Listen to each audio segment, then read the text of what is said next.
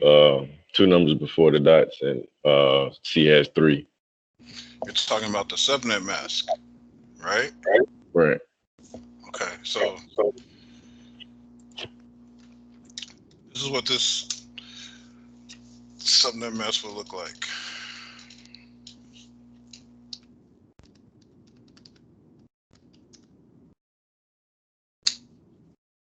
Does everyone agree?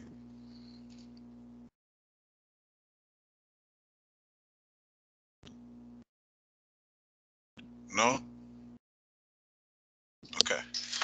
So, in order for you to know this, the reason that I can tell you that if this is classful, this is going to be the subnet mask. Why? Because of the range, the address range, right?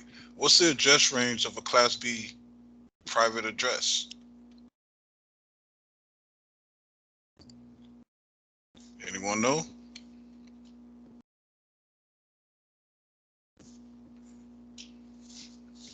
It's going to be 172.116.0.0 through 172.32.255.255. You have to know that. If you're taking Net Plus, you have to know it. Okay, the classful ones you have to know. This is the stuff that they teach you in A plus, because in A plus you're not going into classless, right? It's mainly just classful.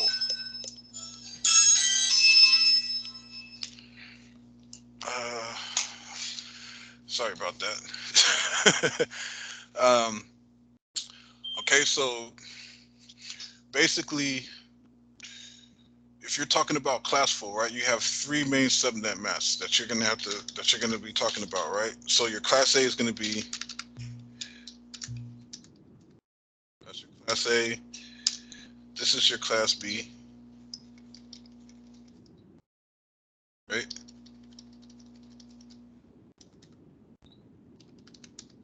This is your class C, right? So I get what he was saying, right? He just got confused because he was looking at the IP address and he was thinking that it was the subnet mask, but it's not. This is the subnet mask, right? This is what the subnet mask is going to look like. Um, so basically, the way that you can tell what an IP, what the subnet mask is of an IP address, the only way you can tell is if it's classful. If they tell you that this is the address, this falls in the range of a class B, right? Let me bring up the chart for you real quick. Uh, Here's your chart. Okay, so you have here's your range, right? So your class A is going to be it's 10, right? Your class B. Wait. I'm sorry, wrong chart. But here's your subnet mask, right? Here's your class A, here's your class B, here's your class C. Um, where's the range? I know I pulled it up somewhere.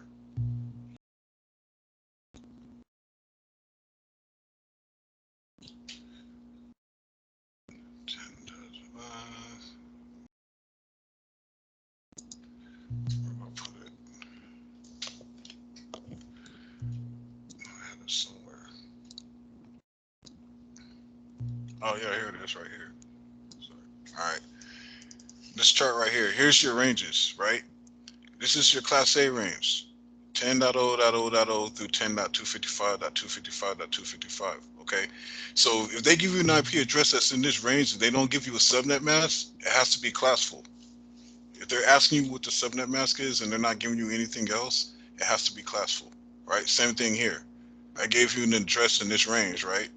172.16. I forgot what it was. That's something, right? Dot 10.0, right? It falls in this range, which makes it class B, right? If it's class B and they don't give you if they give you an address in this range and they don't give you any other information, then it has to be, right? It has to be classful. And if it's classful, then, then that's what the subnet mask is going to look like. All right. Same thing here. This is your class C right here, right? This is a typical one that you're going to see on cell hosts. So if you go into your computer right now and you go into your command line, type ipconfig, more than likely you're going to get an address in this range somewhere, right? Class C. Okay, so they give you an address in this range and they don't give you any other information, then it has to be classful, unless they tell you that, unless they give you a range, right? If they tell you, there's 32 addresses available in this range, well, okay, I know what the subnet mask is because I know which one's going to give me 32 addresses, right? So that's the only way that you can tell. If they don't give you any other information, the only way that you can tell is if it's classful. And if it's classful, then it's pretty easy. You just need to know the ranges, right? So if I were to do this,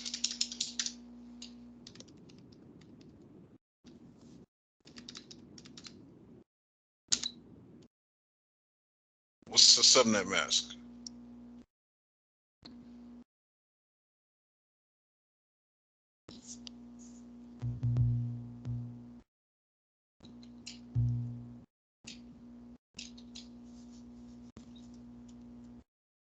Anyone? It's not rhetorical. I was hoping you guys picked up on it, so I don't have to go over it again. It's not classful. You don't have a class, so What's that? right? It's not. You don't have 24. Yeah, it is classful. As long as it's, so these are your ranges right here. right here. So if it falls in between this range and I don't get any other information, there's a lot of, check your mics, guys. There's a lot of background, a lot of feedback.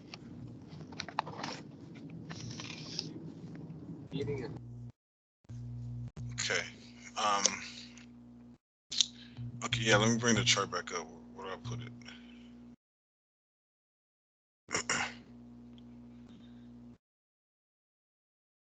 I just had it. Where to go?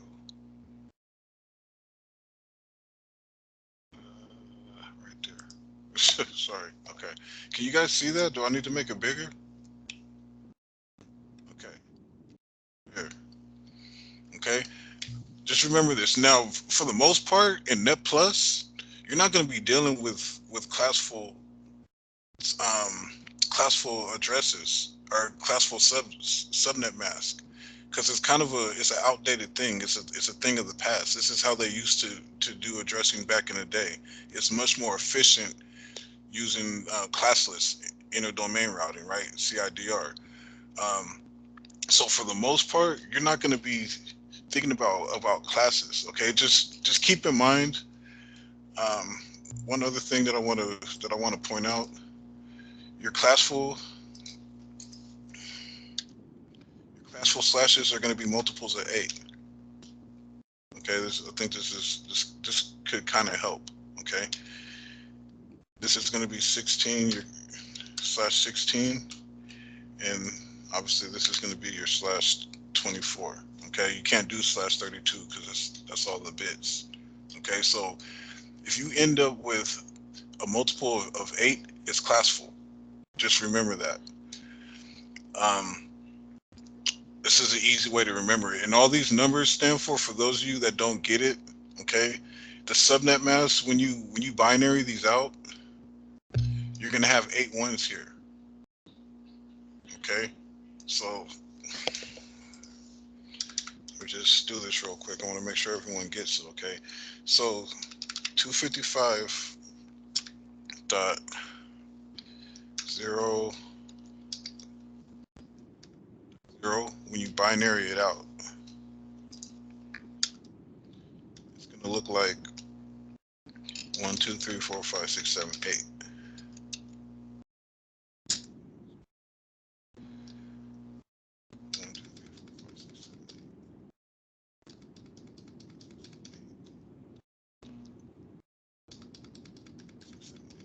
Okay. Is everyone following me here?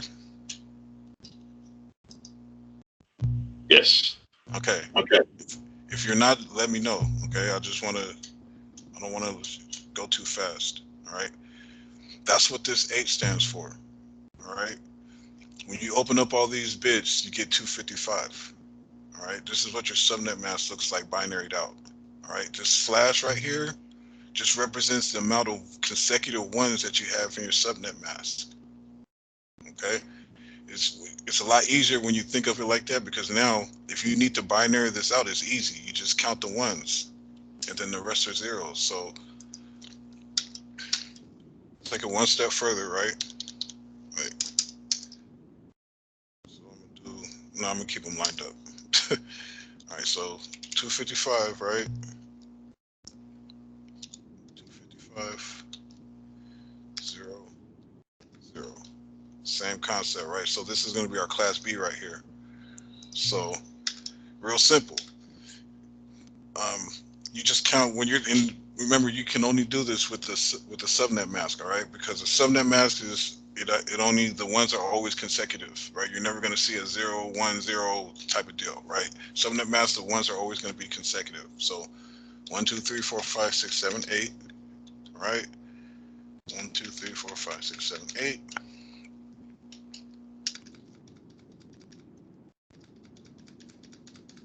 Okay, there you go. Right. So this is your class B. And that's why this is a /16. Same thing with this, all right? It's the same concept. So just remember that your classful addresses, if it happens to fall on the 8, these are considered classful, okay? Because this is how they used to do it back in the day before they got more efficient and then introduced classless interdomain routing. And basically the the concept behind it is, you don't want to waste addresses, right? So let's say that, for a class C, I need 224. You get 200 and what is it? In 54 addresses, right? 256 addresses, you get 254 hosts. But what if you only need 30 hosts? Well, then you have a whole bunch of extra addresses that you don't need. That's where classless interdomain routing comes into place. Now you can narrow down your subnet and make it more efficient so that you don't have all those extra addresses, which in turn are really their threat vectors. They're ways into your network, right? They're vulnerabilities. If no one's using them, then it's just it's access to your network. So that's where that comes into play. So the other question that she had was about undefined. She wanted to know what an undefined network was, and basically it's the opposite of this. Um, right. So if I were to tell you, you know, if I were to give you this now, hopefully you can tell me, which slash this would be, right? I can give you this and tell you it's classful, and you can tell me because it's defined, right? A class C address, a class C subnet has certain parameters around it, so it's going to give you a certain amount of addresses, a certain amount of hosts. It's going to take up a certain amount of the block, right? And so that's your A, B, and your C. Your what's it, D and E? Those ones are undefined or not defined, I guess. Uh, so I'll bring this chart over here so you can see, so you can get a better idea, right? So we were just talking about class A, class B, and class C, right? Um, these are your number of hosts per network, right? And then these are what the subnet masks look like, right? With a class D and a class E, it's not defined, right? It's not. I can't say, okay, a class D is going to give me this amount of bids, or this amount of networks, or this amount of hosts, right? It's not defined. So hopefully, I mean, that's how I understand it. She's working on Cisco, so it does go a little bit deeper when it goes to, when you're talking about subnet mask, or when you're talking about subnets and things like that. It goes a little bit deeper when you get to the Cisco level. But for the questions that she asked, this is how I determine it. Okay, so does anyone have any other questions on this, on IP addressing and classful versus I do. classless? Is there a way that you can forward me that table that you have there? Yeah, you can just pull it out of the forum if you want, though, you can pull this whole chart out of there. Uh, Let me show you where you can find it. Have you registered for the forum yet? No, I've been doing this for almost a year and never been to the forum. Now I really need to. Yeah, I would say so. So, They skipped me through CompTIA to go to Network Plus because I guess CompTIA was under reconstruction. What they told me, so I've been working on Network Plus for the last 3 months, really, okay. on the online expert, trying to actually get every fine detail I can out of the videos. Mm-hmm. And it just took me a good amount of time just to get through that first session that's on the online expert. So I'm still playing catch up right now, and everybody thinks that I'm doing nothing, but you know, so Yeah, a lot of it I had to run through. yeah, I hear you. You're referring to A plus, right? They fast tracked you past A plus. I guess so. Yeah, because it I'm was in not sure. transition. Yeah, I guess that would be the way to put it. Yeah. Yeah, honestly, I don't like that because, Neither did I. It's misinformation.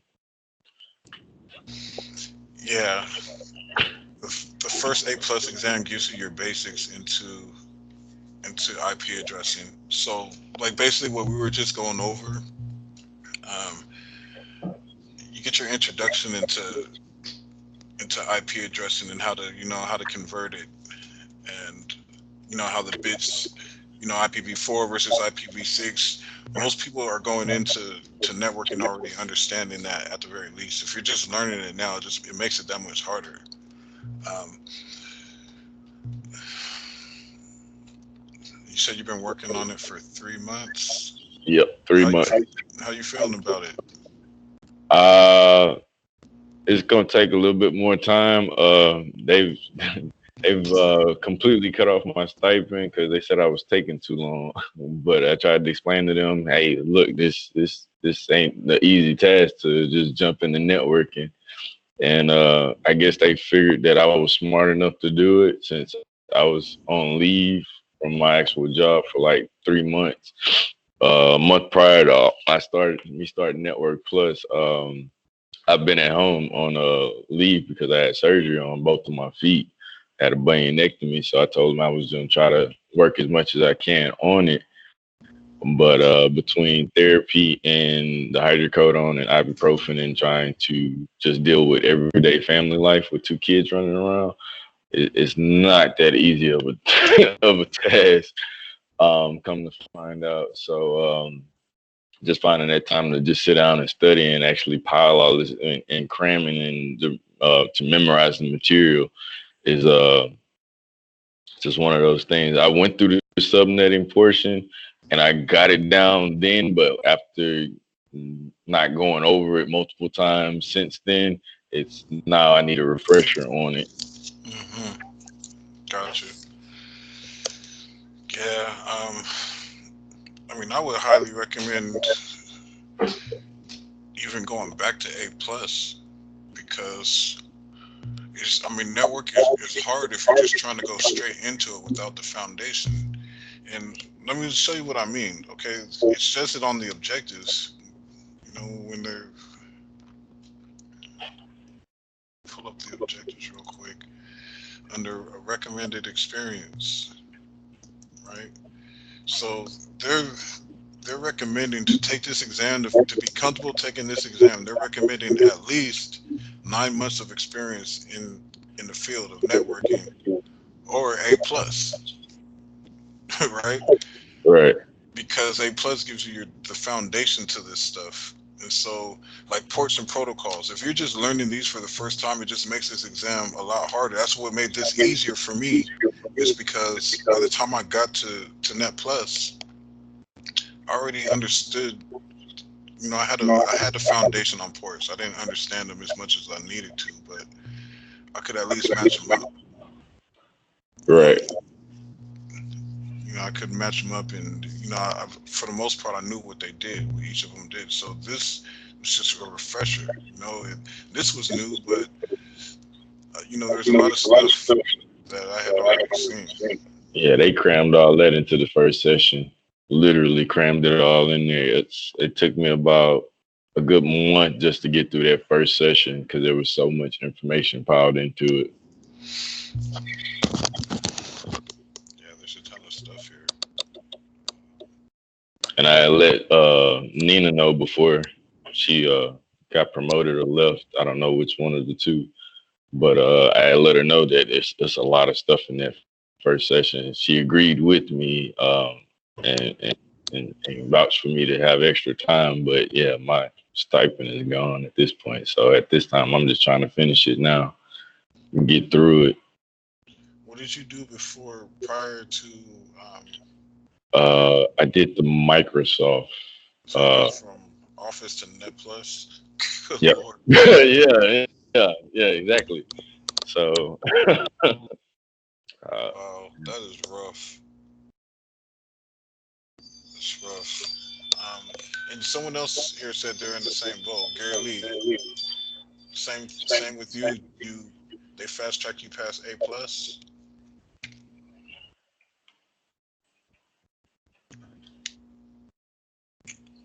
Okay. Yeah, I mean that's. If I were you, I would try to go back. To be honest with you, because yeah, but I mean, it depends on what your experience is. I mean, if you say you have experience in networking, that's one thing. If you say you have, like some people say, I have an IT degree. Okay, that doesn't mean that you understand networks. right. You could have an IT admin degree, or if I you're not just said working that. in the field, then it doesn't really matter. Uh, okay, yeah, you know what? I mean, everyone has their individual kind of experience. Everyone's kind of in a different boat. So Right. I want to get too hung up on it. I want to kind of keep the session going. But if you guys do have questions, I mean, feel free to ask them. If you Whatever you want me to go over, I'll try.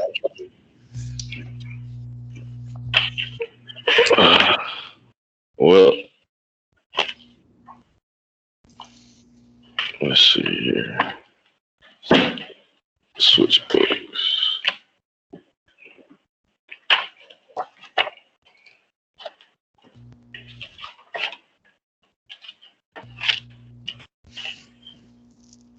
So at this point, um, I've got a bunch of notes, but as far as building, how does this all come together? As far as if I were to try to do this at home and actually understand each individual part, like I've got a separate router that I can use and make a standalone network if I wanted to, but how can I implement all of this into an actual, like if I were to do a project and actually do all of these things in it, would that be possible?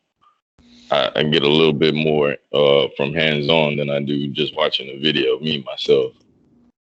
And it's just Yeah, I hear you. Um, Me personally, I would use some type of virtual networking environment. There are a few out there that I typically try to recommend to people. One is from Pearson. It's called the Hands-On Simulator. Uh, just trying to get rid of that echo, so I'll just muted you for a second. Um, so, yeah, there's a couple of them. Okay, one of them, the one that I would recommend to beginners would be this one. This is a resource by CompTIA, by Pearson, and it gives you activities. Okay, it gives you concepts. I mean, there's matching in here too, but for instance, port numbers, right? I'll give you an example. So where is it? I just had it up. All right, so here's the port numbers that you need to know for the exam, right? for this exam, for this particular exam. And then when you come in here, you have something that tests you on these. At the very least, you need to know how to match these up with a port number, right? Then after this one, then you need to know what they're, what they are and what they're doing. So this tests you on all that, right? The prior one tests you on, do you know what port number is associated with the protocol? This one is testing you on, okay, do you know what these protocols are used for and what they're doing? What's the use for them? What's the purpose of them? Okay, so, and then you have other activities in here too. For example,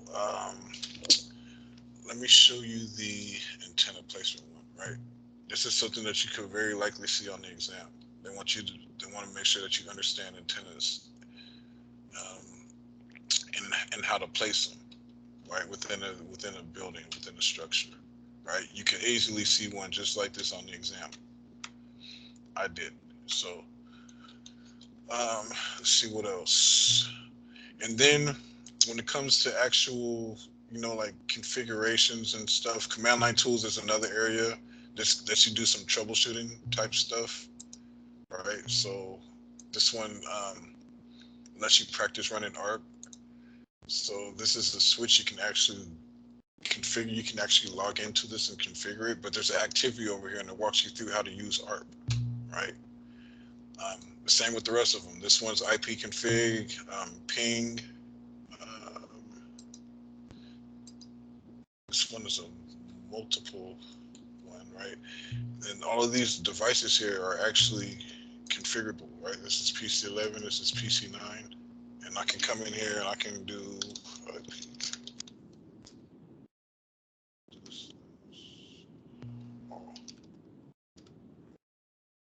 and you can see this is in fact PC9, right?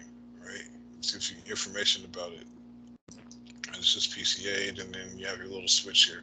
So this gives you a little platform to practice, to put some of this stuff that you're learning into action, to put it into play, and so you can understand the concepts a lot better when you can do it. And you have activities over here. It gives you feedback, and it also gives you questions, tells you what you should be seeing if you're doing it right. Okay, and then you can it has questions. You answer the question and check your answer to see if you got it right or not. Right. So this tool right here I highly recommend because this is more of a beginner's tool. It walks you through the stuff. Okay. When you get a little bit more advanced and you kind of understand the stuff a little bit better, you probably want to use a tool like for you Cisco people. Right? If you're going to be going into Cisco, I would use something like the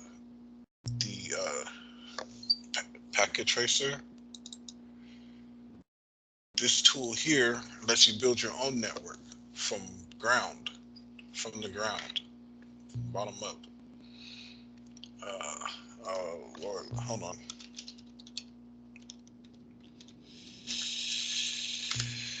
Uh,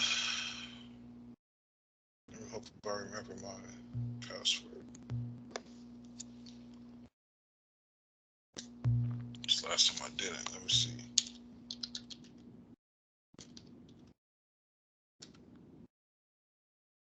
Oh, I remembered it good. All right. So this is a different tool. Okay. This one lets you build your own network. Okay. So um, you could actually pull these are routers down here. So you have your end devices here, right? Network devices. Let me get rid of this. It's in the way. Sorry about that. Okay. So I have my network devices. I have routers down here. I have switches. I have hubs if you want to use a hub. I don't know why you would want to, but it's got access points, right? You got your modems and stuff, right? So this is a cool little tool. You can use this as often as you want. This just requires you to kind of understand how these connect already, because you have to actually, once you hook the stuff up, you have to configure it and make it work. You can see all these green lights here. These green lights mean that everything is working right? So I have a couple routers here, but I can't just place a couple routers here and then connect them and they're going to work. I have to configure them to work. Um, So this is more of a it's more of an advanced tool. This is something that you would use, once you have a good understanding of networking um, and how to make all these devices connect. This is a good tool for testing all that stuff because you can actually watch the traffic as it moves through your network, um, which is awesome. That's what I like about this. If I were to put this in simulation mode and then send a ping um, from one place to another, let's say like from here to move this out of the way.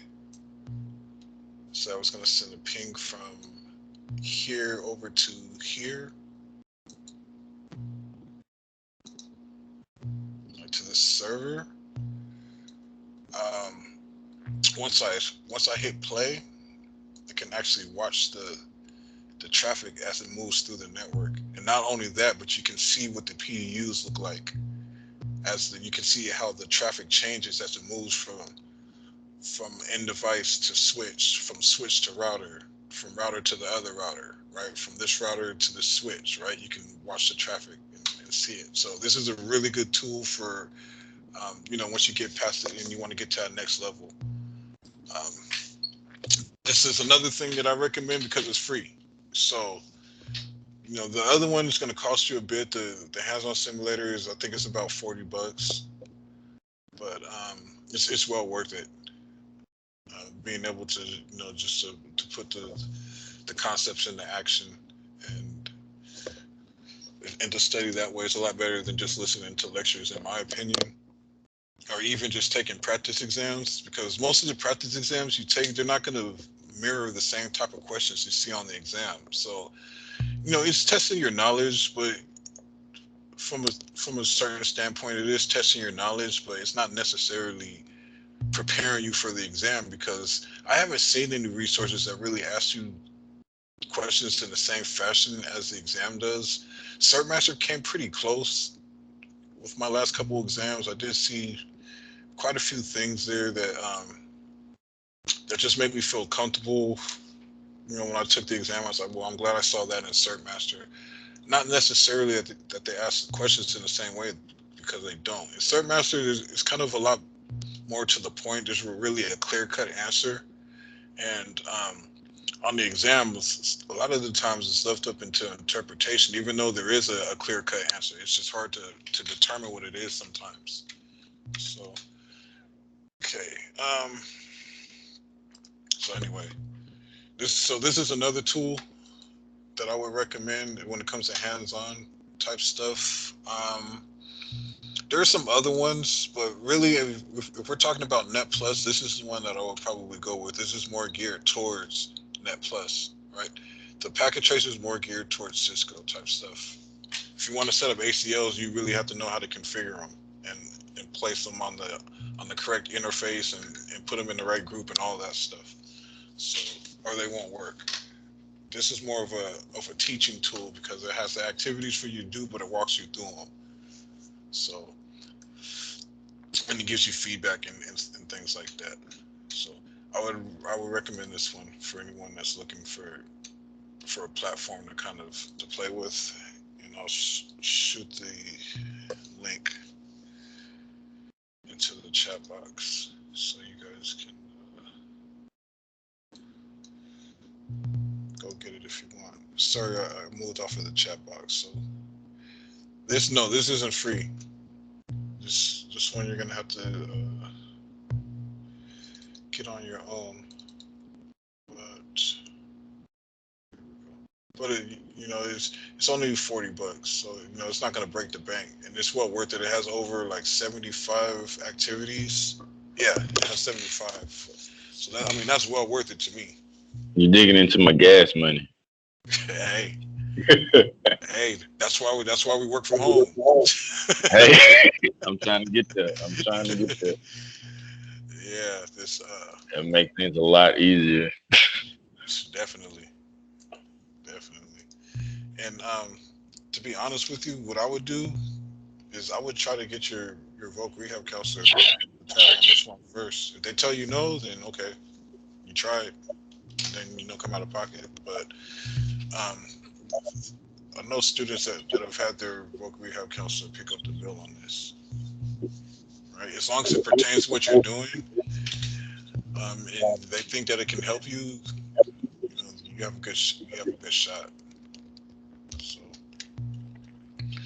Great. okay, are there any other ones that I can think of? Not off the top of my head. Use certify. Use certify is not so. What I like when it comes to network is trial and error. That's why I like packet tracer because um, if you know what you're doing, you know what I mean, then it's a good tool to use because you can easily make a mistake and then you really have to go in there and find it. There's no substitute for real. I don't. You can simulate whatever you want, but there's no substitute for real. Okay, you actually have to do it. It's experience, and you're gaining that experience, right? With this tool, it's kind of the same thing, but it's more. It is real, but you're a bit limited in what they'll let you do. There's certain configurations that I can do on packet tracer that I may not be able to do on this one, just because there's a scope. There's like this one. There's a certain scope. You could like here. There's ping, IP config, and NS lookup, right? So that's what this activity is basically going to key in on, right? It's not going to be much outside of that, right? With packet tracers, you can take it as far as your experience will carry you. And I like trial and error. There's no substitute for real. So that's why I prefer that. But I also, I mean, I have an intermediate networking understanding, so I can the basic stuff I understand pretty well. Um, and that will allow you to do connect everything and things like that, and understand if you did something wrong and how to fix it, that type of stuff. So okay, I'm trying to think. Use certify. I don't. Has anyone here used use certify for Net Plus? Currently using it now. I don't think I have it. I think I have Security Plus and I have A Plus. I don't have Net Plus for use certify. Um, I don't know how helpful it is. I can't really tell you. You would have to, I would ask you, Gary, how do you feel about it when it comes to Net Plus and the type of activities that it gives you? Yeah, I only have security and A plus. So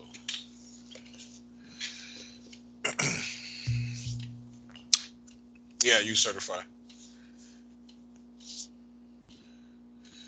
Me personally, I can't really speak to it. I know that you certify is good for A plus because personally, especially when it comes to the second exam, I think you should have access to those operating systems, and here you do, right? So you can, once you get past, I don't know, I think it's like 11. Yeah, this is where you move from the 1001 to the 1002 when you get into operating system stuff. But when you see these icons here, these icons represent virtual machines, so you don't have to download your own. Even though I recommend you doing it if you haven't, just for the experience. But you can use these virtual machines to get comfortable with the other operating systems that you're responsible for with A plus. That's why I like this, and it also gives you virtual equipment, right? So like a connecting a keyboard, mouse to a monitor, right? If you don't have a guinea pig computer to work on, you can do it here at least, right? You actually have to plug this stuff in and to get it to work. Um, I think you do anyway, but you turn around to the back of the computer, then you have to plug this stuff in, right? So at the very least, if you don't have access to like a guinea pig computer like I did, you can have a virtual version to kind of play with here, which is why I do like you certify for A plus. I don't know how effective it is for Net Plus. I think for networking, you need to have a virtual environment where you have access to switches and routers that you can play with. Um, Gary says it's pretty much reinforcing the knowledge game, but it doesn't help you scenario building, right? So, and that's exactly what I'm saying. Like, if it helps reinforce the concepts, that's good because the exam is going to be concept based, right? I mean, they're not going to have you actually setting up a network. They could have you doing like little stuff like configuring an access point. Your network's already set up. You just have to configure the access point to their specifications. Or like the one I was telling you about earlier with the antennas, right? Maybe you have a building and they give you a bunch of antennas, and you have to decide, where am I going to put these antennas to maximize the signal that we're receiving inside the building and minimizing it outside, any outside leakage, right? That type of deal. So, those type of things you may see in the performance-based questions, but the majority of it is going to be multiple choice and it's going to be concept-based. So, but at the same time, I think you don't really solidify this stuff until you actually put it into action. So, I definitely recommend some type of either the the hands-on simulator or something similar to it. Something that's a teaching tool. Okay, I would stay away from packet tracer until you have your at least your basic understanding of networking. But at the very least, even if you do get this, you still have access to all that stuff. So if you just want to play around with a switch, it's easy to go to YouTube and like learn like the basic configurations of how to get into the switch, how to set up security on it, right? How to navigate through it. That type of stuff is good to know. What's up with the single sign-on, man? I have to sign on every time I try to open this thing. Okay, so I'm not gonna open it. I was just gonna show something, but I'm not gonna do that. I feel like signing in again. Okay. Any other questions, guys, on networking?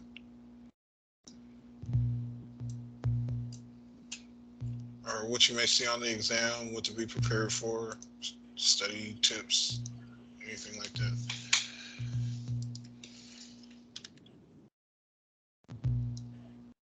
Guys are good. No, not this time. But if I can get your email if something comes up, would that be all right? Yeah, definitely. Um, troberts@learnq.com. And if you need to, if you want to talk to me, then my extension is 139. So give me a second. See it in my signature down here.